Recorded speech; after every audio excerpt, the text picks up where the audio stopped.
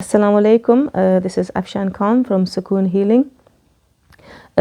Just for the people who are new viewers, obviously I have my YouTube channel, but my introduction, I've been a counselor, a therapist for over nearly 34 years. I'm an NLP life coach, Islamic counselor, marriage counselor, I'm a parenting coach, teenage counselor. I've written 2 books, alhamdulillah. Both on marriage. One is on mental health and marriage. One is called Secrets to a Successful Marriage. Second one is Healing Hearts, Better Wedded.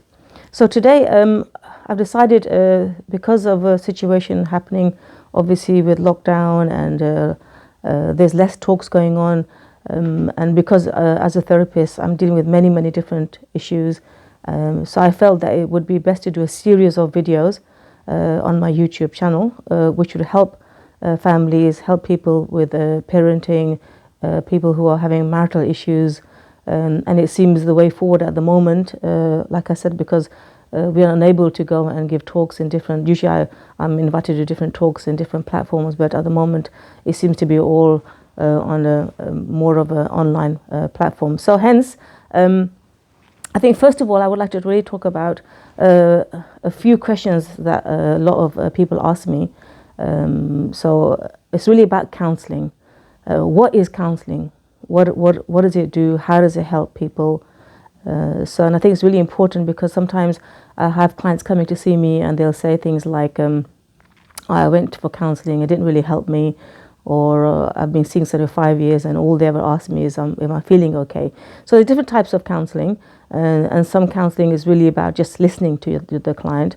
But if you watch one of my videos on my own counselling, which I've developed, which is called Islamic Transformational Core Therapy, which is a very different type of counselling. But mainly, generally, counselling should offer you some kind of a way forward.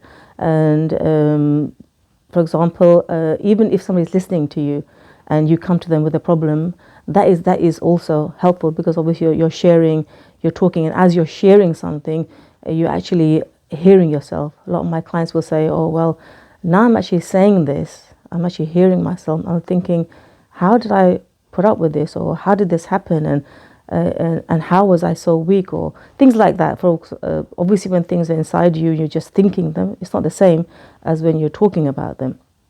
So listening does help. So counselling does provide that platform for you to be listened to, and obviously the way that therapists listen is that you give that full attention, which is very important, and also we give emotional support. So whatever you're going through, you'll receive some kind of emotional support in whatever you're feeling, because it's a non-judgmental environment, it's a confidential environment.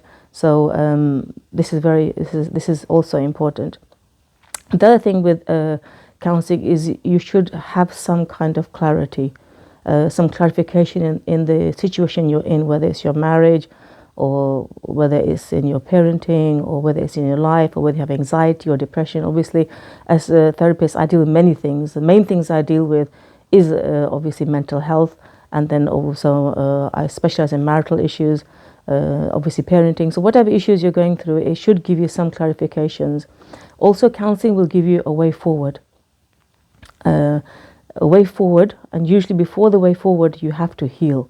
So healing is a big part of counselling, and sometimes people, if they don't heal, for example, they have a therapy and this hasn't helped them, then those symptoms will come back and they will recycle themselves. For example, you may feel depression again, you may have helped your anxiety a little bit with the first bout of counselling, but then after something happens, then you obviously get the anxiety again. So before the way forward is the healing. Usually the way that I work is after the healing will come a way forward, and then I provide life coaching as well. So that's one of the things I offer as well. So mine usually is a process. So you'll have all the things I've just mentioned, obviously the emotional side, the listening, the advice, the clarity. And again, a lot of people may not offer you advice and solution, but in Islamic counselling you will be offered some obviously advice and some solutions, because that's what you're here for. That's what you want. You're coming with an issue and you want some kind of advice and solution to your problem.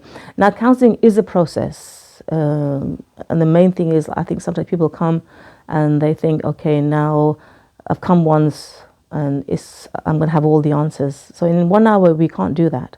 If you've had issues from your childhood, if you've had other issues going on, usually in most cases, wherever you go for therapy, you'll be offered 6 sessions.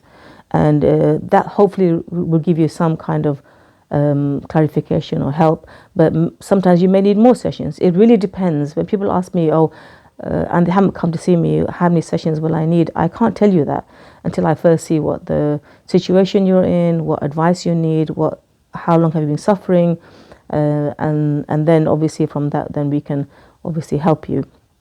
The thing about my counselling, which is very special, and I feel alhamdulillah very